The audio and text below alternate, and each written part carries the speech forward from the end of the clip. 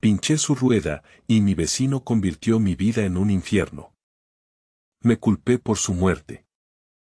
Cada vez que cerraba los ojos, revivía aquel día, el chirrido agudo del metal al entrar en la goma, el siseo del aire escapando, y la satisfacción fugaz que sentí, creyendo que, por fin, entendería la indirecta. Era la gota que colmaba el vaso después de meses, años, de una convivencia envenenada. Mi vecino se quejaba de todo, el volumen de mi televisión, el ruido al tirar de la cadena y hasta de mi forma de aparcar, mientras él ocupaba descaradamente el espacio frente a mi casa. Cada día era una nueva afrenta, una mirada de desaprobación, un comentario velado que me carcomía por dentro. Antes de todo esto, mi vida era un lienzo en blanco, una rutina sencilla y confortable. Tenía mi trabajo, mis hobbies, el pequeño jardín que cultivaba con esmero. Recuerdo los domingos, el sol filtrándose por la ventana, el aroma a café recién hecho y el silencio sereno de las mañanas. Vivía con la ilusión de construir un hogar, de encontrar esa paz que todos anhelamos. La inocencia de aquellos días ahora me parece casi una fantasía, un recuerdo ajeno a la persona en la que me convertí. Mi hogar era mi santuario, mi refugio, y la llegada de Juan, mi vecino, fue como una grieta imperceptible que, poco a poco, lo fue desmoronando todo. Empezó con pequeñas cosas, su coche mal aparcado, sus quejas por el canto de mi canario, las obras que duraban más de lo permitido. Yo intentaba ser amable, razonable, pero cada intento de mediación se topaba con un muro de hostilidad. Sus ojos, pequeños y penetrantes, parecían juzgar cada uno de mis movimientos. Una vez, incluso, me dejó una nota anónima en el buzón, quejándose del olor a comida. Demasiado ajo, decía. La humillación se mezclaba con una rabia creciente. La tensión era palpable, un aire pesado que flotaba entre nuestras casas. La fachada de respeto mutuo se resquebrajó, revelando una animosidad que crecía día a día. Llegó el momento en que cada pequeño incidente se convertía en un campo de batalla. Un día, al llegar a casa, encontré mi plaza de aparcamiento ocupada por su coche por enésima vez. El enfado me nubló el juicio. No pensé, solo actué. Tomé el destornillador, sentí la adrenalina correr por mis venas y la ira hirviendo en mi pecho. Esto se acabó, me dije. El pinchazo fue una liberación instantánea, un grito silencioso. Pensé que sería el fin, que mi mensaje sería claro, pero fue solo el principio de la verdadera pesadilla. Esa noche, no pude dormir. La imagen de la rueda desinflándose se repetía una y otra vez en mi mente. Al día siguiente, su coche seguía allí, pero la rueda ya estaba reparada. Lo que encontré en mi buzón no fue una nota, sino un paquete. Dentro, una foto mía, de espaldas, aparcando mi coche. Y un mensaje corto, escrito con letras recortadas de revista: sé lo que hiciste. El miedo me invadió, un frío paralizante que me llegó hasta los huesos. Comprendí que había cruzado una línea, que había despertado algo oscuro. La guerra silenciosa comenzó. Pequeños sabotajes, que apenas dejaban rastro, pero que me recordaban constantemente su presencia, el buzón lleno de basura, el jardín regado con lejía que secó mis plantas, el ruido constante y amplificado de su televisor a todas horas, justo cuando yo intentaba dormir. La angustia se apoderó de mí. Mi casa, mi santuario, se había convertido en una cárcel. Empecé a sospechar de cada sombra, de cada ruido. Me sentía vigilado, acosado, atrapado en una telaraña de paranoia. Las noches eran interminables, llenas de insomnio y de la certeza de que algo más iba a pasar. La soledad era abrumadora, el silencio de mi casa era un recordatorio constante de mi aislamiento. Los amigos que solían visitarme dejaron de hacerlo, cansados de la tensión y de mis constantes quejas sobre el vecino. Me encerré en mí mismo, consumido por la amargura y el miedo. Pensaba en vender la casa, en huir, pero la idea de dejar que él ganara, de ceder ante su acoso, me resultaba intolerable.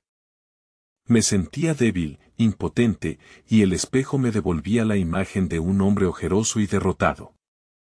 Toqué fondo el día que encontré mi perro enfermo, con espuma en la boca, después de haber estado en el jardín. La desesperación se transformó en un grito mudo que resonó en el vacío de mi casa. Sabía que había sido él. No tenía pruebas, pero la certeza me quemaba por dentro. Me senté en el suelo, con mi perro agonizando en mis brazos, y sentí un vacío inmenso. Era el punto más bajo, la oscuridad más profunda. Me había perdido a mí mismo en esa guerra sin cuartel. Una mañana, mientras intentaba deshacerme del rastro de la lejía en mi jardín, un señor mayor, que pasaba por la calle, se detuvo. «Siempre te veo triste», me dijo. «La vida es demasiado corta para vivir con tanto dolor. A veces, la única forma de encontrar la paz es perdonar, no por ellos, sino por ti mismo». Sus palabras fueron un bálsamo inesperado, una pequeña chispa en la oscuridad.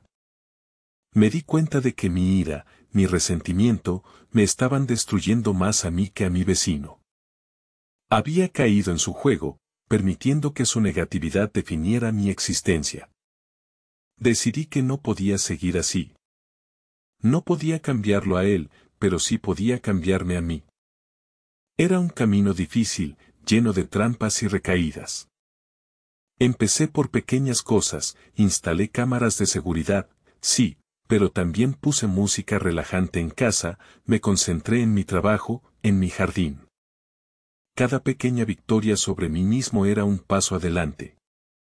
Aprendí a desviar su energía negativa, a no reaccionar ante sus provocaciones. Cada vez que escuchaba un ruido molesto, me ponía los auriculares y escuchaba un podcast. Si su coche estaba mal aparcado, llamaba a la grúa, sin enfado, sin rabia, solo con la fría determinación de hacer lo correcto. No era fácil, la ira seguía ahí, latente, pero poco a poco, fui aprendiendo a gestionarla, a no permitir que me consumiera. Fui reconstruyendo mi vida, ladrillo a ladrillo, mi paz interior. Me reconecté con mis amigos, empecé a salir más, a vivir mi vida sin que la sombra de mi vecino me persiguiera. Me di cuenta de que la venganza no era más que una cadena que me ataba a él, y que el perdón, o al menos la indiferencia, era la única forma de liberarme. La mañana de un sábado, escuché un fuerte golpe en la calle. Salí corriendo y lo vi. El coche de Juan, volcado en medio de la carretera, después de haber chocado contra un árbol. Él estaba dentro, inmóvil. La gente se agolpaba, los gritos, las sirenas. Mi corazón se encogió. La imagen de la rueda pinchada, de mi rabia, se proyectó en mi mente. Sentí un nudo en la garganta. No había odio, solo una profunda tristeza.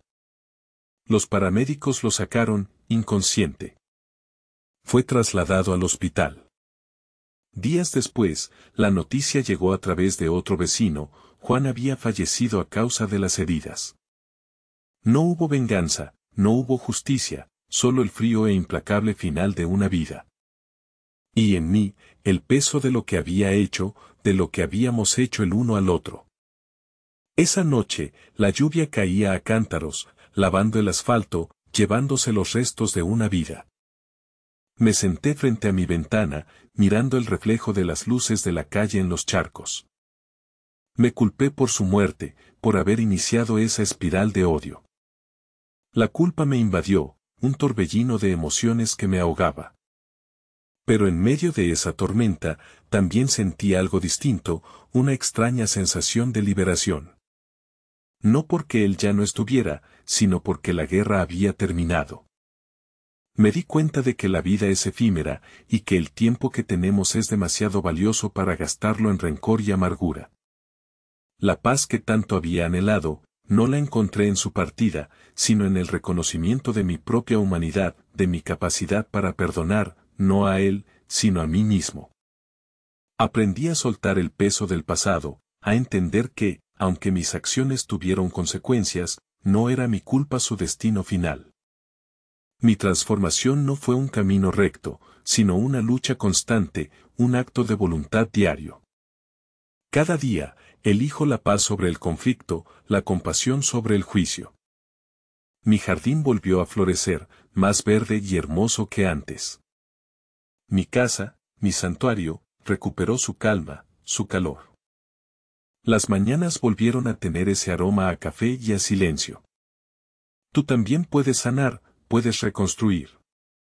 Si alguna vez te sientes atrapado en el laberinto del rencor, recuerda que la única salida es el perdón, la única victoria es la paz interior.